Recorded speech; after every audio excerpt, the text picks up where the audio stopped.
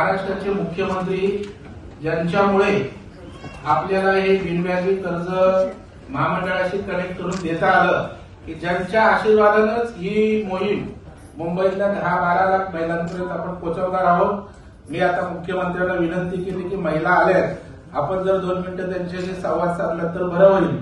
साहेब, आपल्याला विनंती आहे, महिलांशी संवाद साधावा, माझी विनंती आहे सर आपल्याला।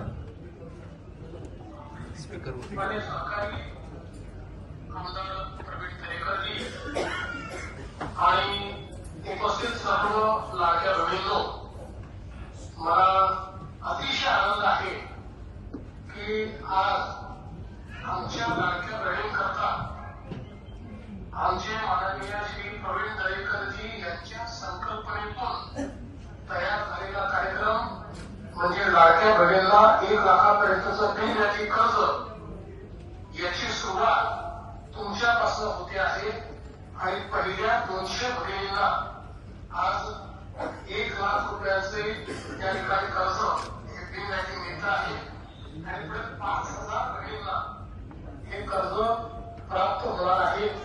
त्यामुळे मी प्रवीण भाऊंचं मनापासून अभिनंदन करतो आणि आपल्या सगळ्यांना सांगतो की ते जरी सांगत असले मी ही योजना केली तरी या योजनेचं 100% श्रेय हे प्रवीण दरेकर यांचंच आहे।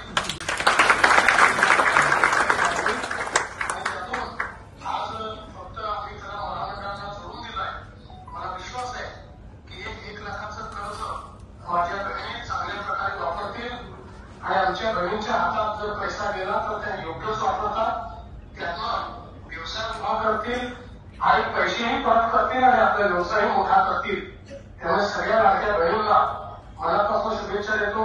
मुंबई बँकेला, मुंबई बँकेच्या सर्व संचालकांना आणि मुंबई बँकेचे अध्यक्ष त्यांना प्रवीण दरेकरजींना अतिशय मनापासून शुभेच्छा देतो। खूप खूप धन्यवाद।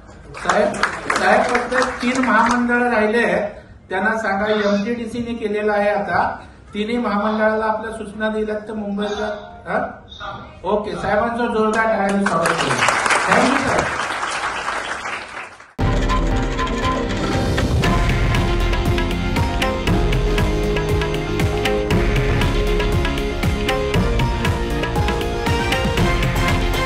हे आहे देशातील नंबर 1 न्यूज नेटवर्क आणि आपण पाहत आहात TV9 मराठी, एकमेव।